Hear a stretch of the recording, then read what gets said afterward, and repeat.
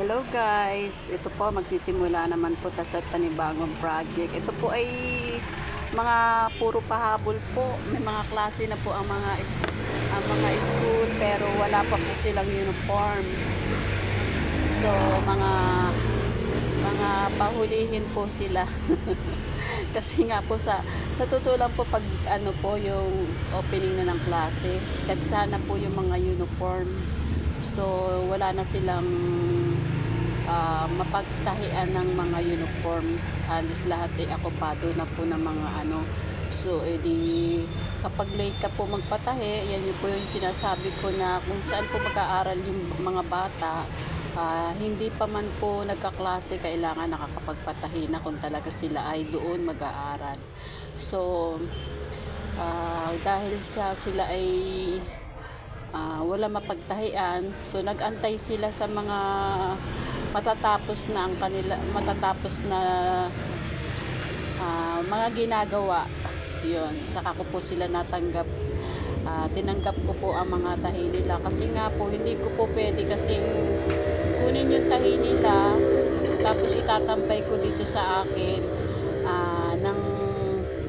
nang marami pa po akong tahi kasi baka mamaya umasa sila na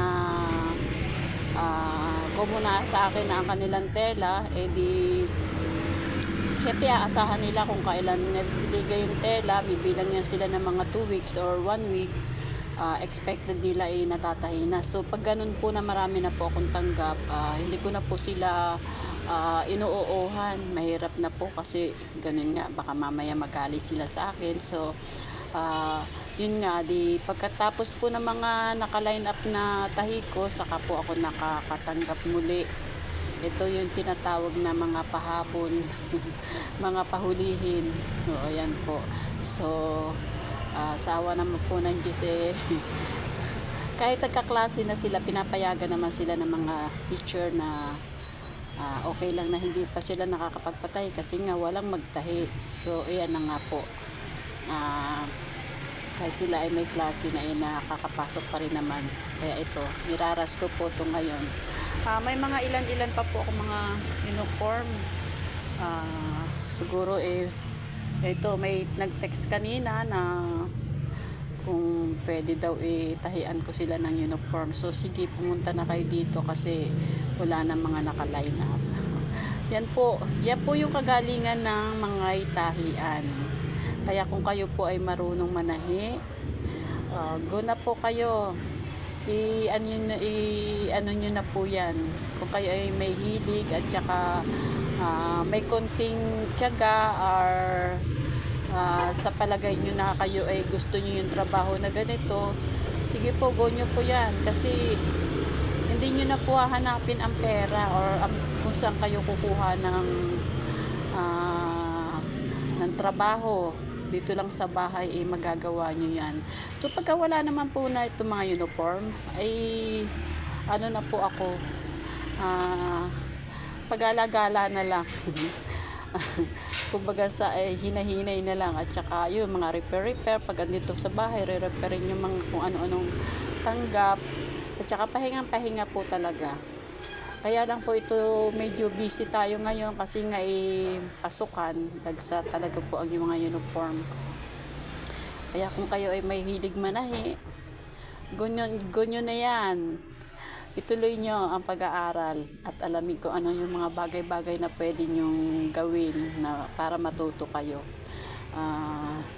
Alam nyo po pagka talagang gusto nyo ng trabaho na ganito, kailangan meron kayong makina sa bahay. Ang gagawin nyo po dyan, mag-practice. Oo, magtastas kayo ng mga damit. Alam nyo yung tatastasin nyo yung mga uniform ng mga anak nyo na hindi na ginagamit. Tastasin nyo yan. Tapos, kapag natastas nyo na yan, pagmasdan nyo at alamin nyo kung saan yung mga bagay-bagay na sinusukat. Opo. Kumuha kayo ng sa sa mga tutorial po, lalo na po dyan sa YouTube. Meron po dyan mga tutorial. So, malalaman nyo po kung paano magsukat.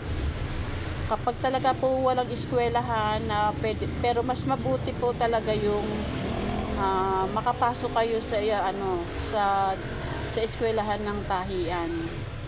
Opo, kasi importante po may mga sikretong bagay na hindi nyo maiintindihan. Marami po kasi yan sukat-sukat, bawas-bawas, dagdag-dagdag, ganun po.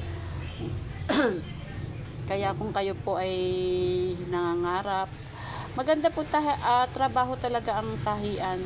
Yun po, nasa bahay ka lang, kikita ka na. Lalo na po sa repair, opo, kikita ka na po talaga. Kaya pag marunong ka po manahe at gusto niyo talagang trabaho na ganyan, sige lang. Ano nyo na yan. Ganyan po. Ang ginagawa ko po ay amanggas. Kanina po gumawa ako ng collar, di ba? Yun po. Amanggas. Ganyan lang po naman. Kapag natutunan nyo naman to wala nang problema. Madali na yan para sa inyo. Pero kung mayroon kayong mapapasukan na eskwelahan or ano, hindi po kasi pwede yung experience lang. Oo, sa experience po, marami pong may experience marunong manahe. Importante din po yung pagtatabas. Kung paano tatabasin, napaka-importante po nun. Kaya kung kayo ay marunong manahe, pag-aralan nyo rin yung pagtatabas.